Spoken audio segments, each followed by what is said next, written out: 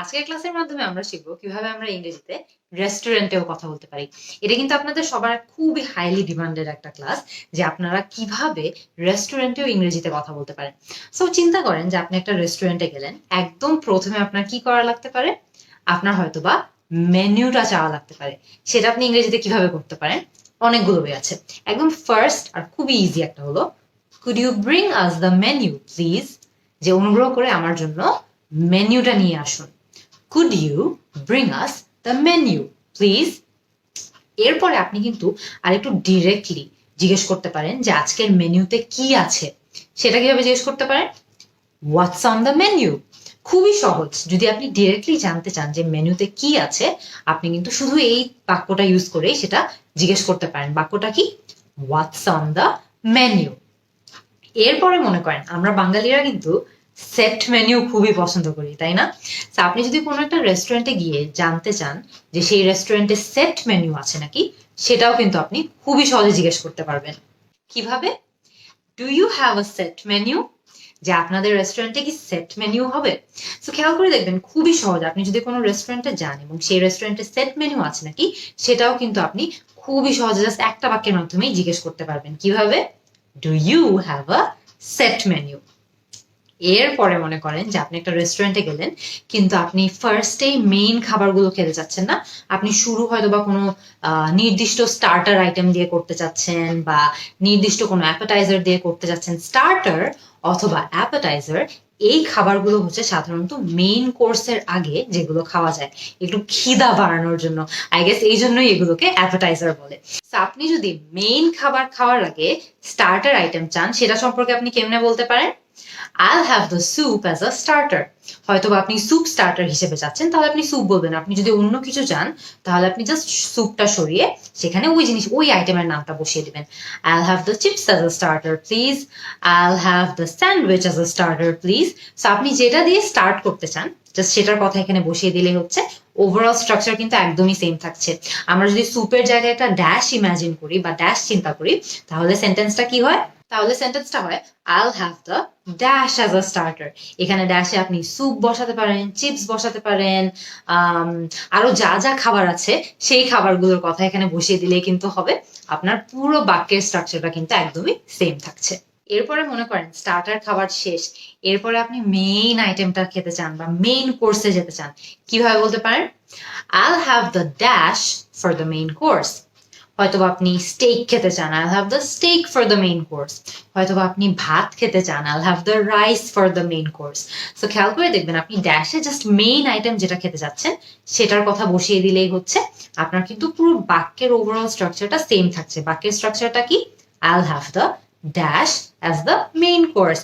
এখানে ড্যাশে আপনার main item যেটা আপনি খেতে চান সেটার কথা বসিয়ে দিলেই হচ্ছে।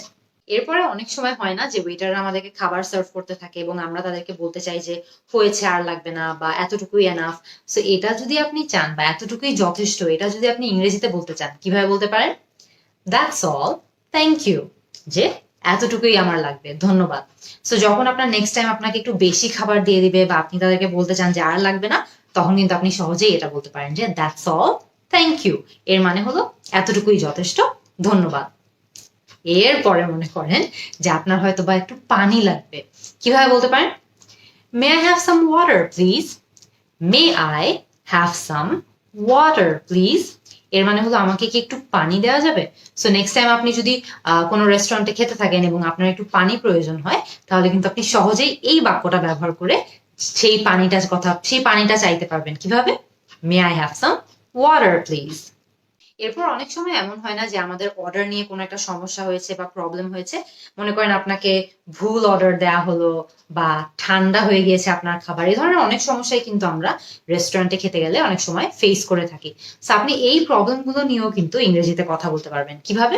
সো একদম প্রথম প্রবলেম, মনে করেন আপনাকে ভুল অর্ডার দেওয়া হলো, বা আপনি যেটা অর্ডার করেছেন সেটা না, অন্য কিছু দেওয়া হলো। সেটা আপনি ইংরেজিতে কিভাবে বলতে পারেন? Excuse me, but I didn't order this. এর মানে হলো যে একটু শুনেন, আমি কিন্তু এই অর্ডারটা দেইনি, বা আমাকে কিন্তু ভুল অর্ডার দেওয়া হয়েছে। আপনি কিভাবে বলতে পারেন এটা? Excuse me, but I didn't order this. এরপরে মনে করেন আপনাকে যে খাবারটা দেওয়া হলো সেই খাবারটা একটু ঠান্ডা। আপনি সেটা কিভাবে বলতে পারেন? Excuse me, this is cold. অথবা I am sorry but this is cold. এর মানে হলো যে আমাকে যে খাবারটা দেওয়া হয়েছে সেটা ঠান্ডা।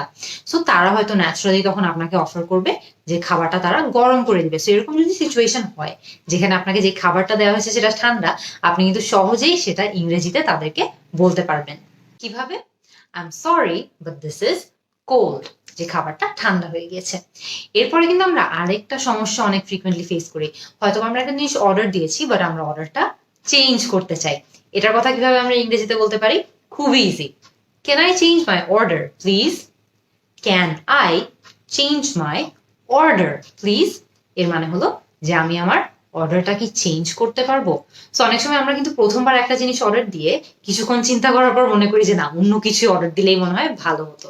সো আপনি যদি নেক্সট টাইম রেস্টুরেন্টে আপনার প্রথম যে অর্ডারটা করেছেন সেটা চেঞ্জ করতে চান, সেটাও কিন্তু ইজিলি ইংলিশে করতে পারবেন। কিভাবে? Can I change my order please? একদম লাস্ট স্টেজে আমাদের রেস্টুরেন্টে কি করা লাগে? বিল দেওয়া লাগে, রাইট? তো আপনারা যদি বিল দিতে চান ইংরেজিতে, বা এটা নিয়ে আপনি ইংরেজিতে কথা বলতে চান, কিভাবে বলতে পারেন? একদম ইজি। ফার্স্টটা, can I have my bill please? মানে আমার বিলটা আমাকে দেওয়া যাবে? হয়তো বা আপনারা 2-3 জন মিলে খেতে গিয়েছেন, তখন কিন্তু আই বলতে হবে না, উই বলতে হবে। Can we have the bill please? মানে আমাদেরকে কি বিলটা দেওয়া যাবে? সো আপনি যখন একজন যাবেন আর বিলটা চাবেন, তখন কিন্তু আপনি বলবেন ক্যান আই হ্যাভ মাই বিল। যখন একাধিক জন যাবেন বা অনেকজন মিলে যাবেন, তখন বলবেন can we have the bill please. এছাড়াও কিন্তু বিল নিয়ে খুবই ইজিলি জিজ্ঞেস করা যায়। কিভাবে? I would like my bill please.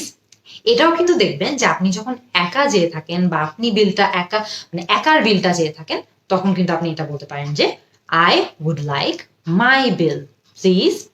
So খুবই ইজি, তাই না, বিল চাওয়াটা? এখন খেয়াল করে দেখবেন, আমরা কিন্তু অনেকগুলো বাক্যের মাধ্যমে আজকে শিখে ফেললাম যে কিভাবে আমরা রেস্টুরেন্টে গেলে ইংরেজিতে অর্ডার করতে পারি, বিভিন্ন ধরনের জিনিস চাইতে পারি, বা আমাদের কোনো সমস্যা হলে সেই সমস্যাগুলো নিয়ে কথা বলতে পারি। আর একদম লাস্ট স্টেজে আমরা ডিসকাস করেছি যে কিভাবে আমরা আমাদের বিলটাও ইংলিশে দিতে পারি। আর কি কি ধরনের বাক্য নিয়ে আপনাদের রেস্টুরেন্টে সমস্যা ফেস করা লাগে আমাকে কমেন্ট সেকশনে জানাবেন। আমি কিন্তু আপনাদের অ্যান্সারের অপেক্ষায় থাকবো। See you in the next class.